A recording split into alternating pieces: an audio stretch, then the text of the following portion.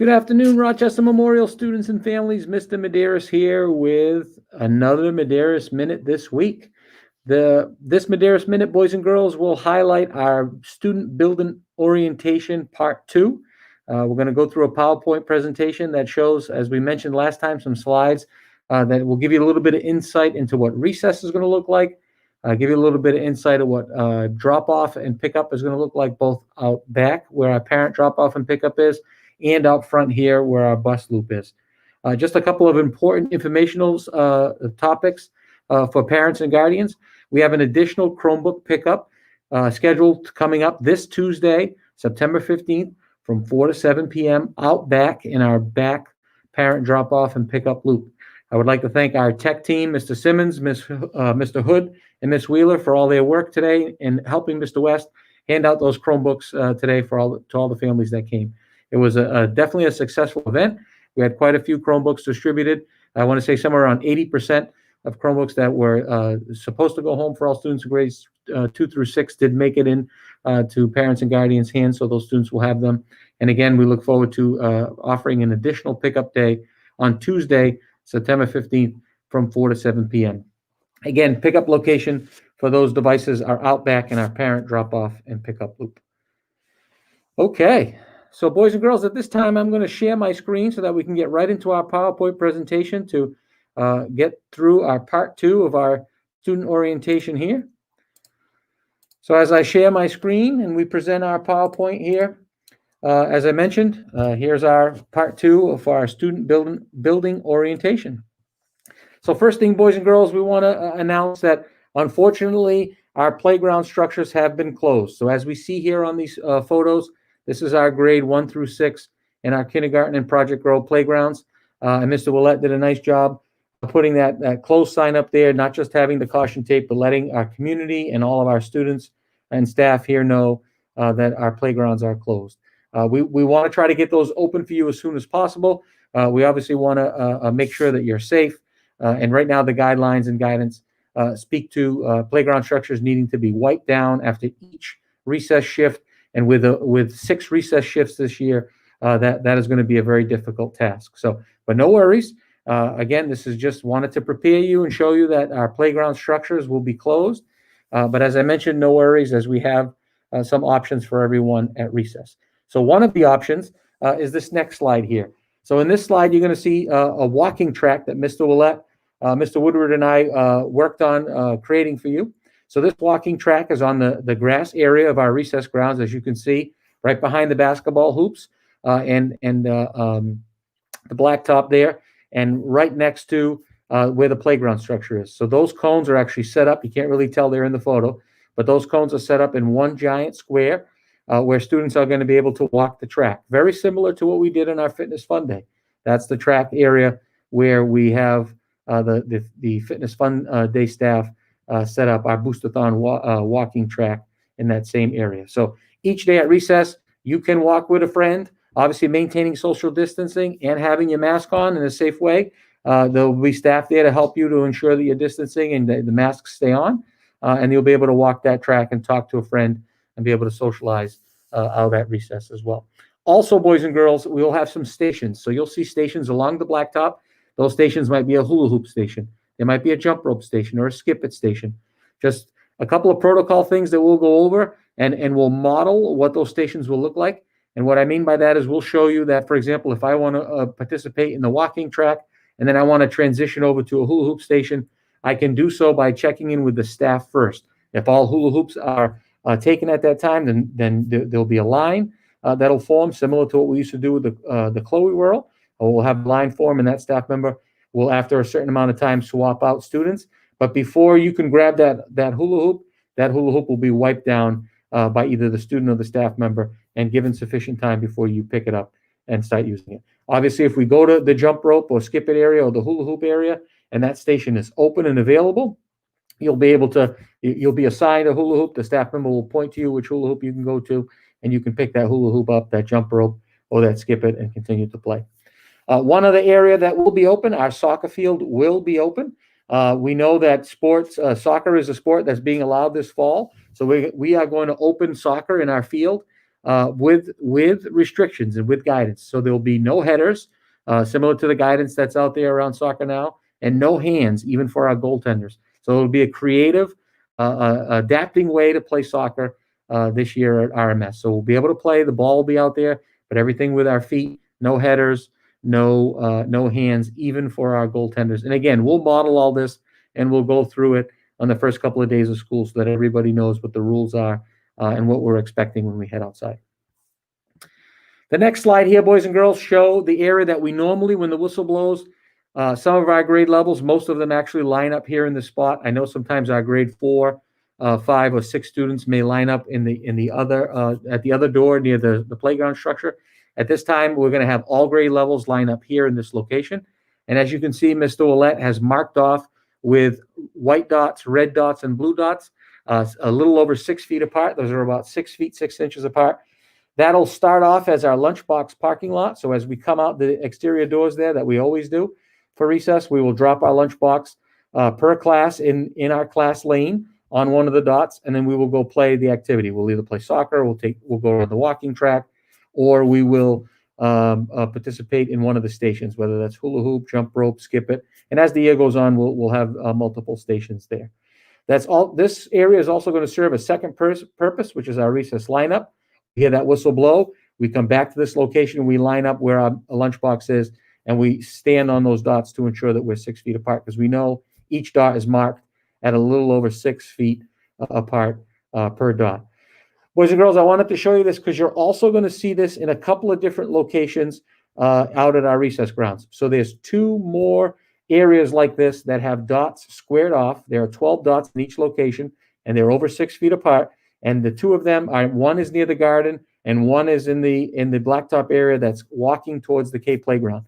Those are our fresh air break areas. So one of the other options for you at recess, if you would like a fresh air break, you're not interested in participating in the walking track, you're not interested in participating in one of the stations, you can go to a fresh air break area, and you can stand on the dot. You know that that's a safe place because those dots are a little over 6 feet apart, and you can take your mask off and get some fresh air and take some deep breaths. We will have staff there to help you, so if you need assistance and need to know where those fresh air break locations are or how to access them, the staff members will be there to assist you.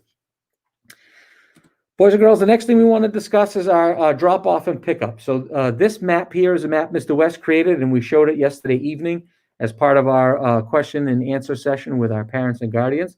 So this is our back loop as to how our parent vehicles will come into the building. I want to show you, and I want to highlight 2 areas here. So the first one I want to highlight for you is this area here where there's an A. This area will be where all our grade 4 through 6 students will be dropped off in the morning and picked up.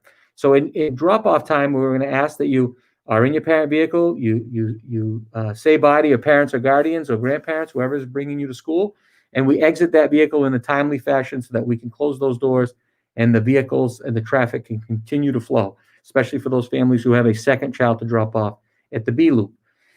Boys and girls in grades 4 through 6, we are asking you to be responsible decision makers and show some cooperation. 2 aspects of our CARES motto, and making your way right to your class. So when you get dropped off in the morning, obviously you'll be welcomed by staff that'll be out there. You're going to head right into the building. 4th and 5th graders whose classrooms are upstairs, you will head right to your class and sit right at your desk. 6th graders, and the 5th grade classes that are downstairs, you will head right to your class and sit down at your desk. I want you also to notice here at this B area, this is where our grades K through 3 grade levels will be dropped off. 3rd graders, we are also asking you to be responsible decision makers and show cooperation during this pickup and drop-off time. You are also going to be asked to walk right to your classrooms and go right and sit right in your desk. After greeting your teachers in the hallway, you're going to enter your classroom and sit right at your desk. Students in grades K through 2, you will see the area marked off out back with lines similar to these. You'll see dots similar to these out where right out at your location, right at your drop-off area. So those dots will be lined right where this B is that Mr. West have. You'll see something similar to this, and it will be marked by grade level: K, 1st, 2nd, and 3rd. When you get dropped off, you will stand on one of those dots, and a staff member, once the 8:50 comes, and we know it's time to enter the building, that staff member will walk you to your respective grade level classroom. Again, please make sure, boys and girls, your mask stays on at all times and that you are standing on those dots to ensure proper distancing. Boys and girls in grades 4 through 6, this photo is actually showing the pickup area. So if we go back to the photo here, the photo of the dots that you just saw is this area actually right here. So at the end of the day, when your teachers bring you to be dismissed, if you are a parent pickup, you are in grades 4 through 6, you will come to this area here and you will line up in one of these dots, grades 4, 5, and 6. Again, please make sure your mask is on. Please make sure you're staying on your dot to ensure proper safety and distancing. Students in grades K through 3, as you come out back and for parent pickup, you will line up in this area as well, again, in the same spot that you did when it was drop-off time, in those marked areas K, 1, 2, and 3. Again, very similar to this photo. There will be dots that we know are over 6 feet apart. Please make sure you have your mask on at all times and that you are lined up on one of those dots as you wait for your parents to come and pick you up.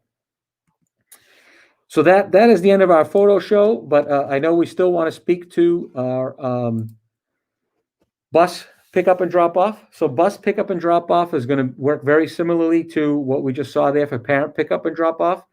Boys and girls that come here to the front loop of the school for our bus drop off, our kindergarten and first grade students will be picked up by their staff. Kindergarten will start at 8:35 as they typically do each year. K staff will be out there to pick you up and walk you right to your classroom. Same thing with our first grade staff. And then I will be out front, or Mr. West will be out front, or a staff member will be out front to stagger our grade level dismissal off the bus from that point on. So once K and first grade come off the bus, we will hold up a second grade sign. All of our second graders will come off the bus. We will give them a couple minutes to exit the bus and enter the building and flow right to their class. There will be staff in the hallways that'll help them and help student traffic flow get right to their classroom. After a couple of minutes, we'll go with third grade. All those students will have time to exit the bus and enter the building, and then fourth, fifth, and sixth. So we'll stagger our bus drop-off time so that students can enter the building as a grade level so that we don't have students crossing each other or mingling in the hall. When it comes time to the end of the day, when it's time to head back to our bus so that we can head home, we will dismiss from our classes to the bus in a descending order. So we'll go with sixth grade first. Our sixth grade students will be dismissed to the bus as they sit in the back of the bus, followed by fifth, fourth, third, second, and then again those K and 1 students will be escorted by staff out onto the bus. Boys and girls, when you're on the bus, you have to make sure that you have your mask on at all times. You need to be sitting in the assigned seat that your bus driver will assign for you. Once again, when you're on the bus, you need to have a mask on at all times, and you must be sitting at your assigned seat at all times until you get to your stop, where obviously you would get off the bus and head home. So boys and girls, I wanted to wear my mask was to show you again proper mask wearing. So we want to wear a mask that has straps that go either around our ear or over the top of the head and back of the neck, and a mask that covers the nose all the way down the chin and under the chin here under your mouth area. Please make sure your mask is on at all times and in a safe way. Remember, we're not touching the front of our mask. We're not adjusting it by grabbing it here, because this is the area that houses the germs. If we need to make an adjustment, we're doing so by grabbing the mask and adjusting it that way, or adjusting it from the bottom. If we have an issue or concern, or we need to wipe our nose, we're taking the mask down on one side. We're doing that, and then we're putting the mask back on. Okay? Boys and girls, the last piece of this Medeiros Minute is I just want to talk a little bit about specialists. I know you must be thinking about what a specialist going to look like. We are going to have specialists. Mr. Medeiros is very happy to announce that we are going to have specialists. Our specialists are very proud and working very hard on creating opportunities to see you, whether that's in person or virtually, whether it's a hybrid out or remote experience. The specialist will be working with you. There'll be days where the specialist will come to your classroom and actually have specialist class in your class, and then there will be days where you'll have specialists outside. This year, we are not using our specialist locations for specialists, so you're not going to have music in the music room.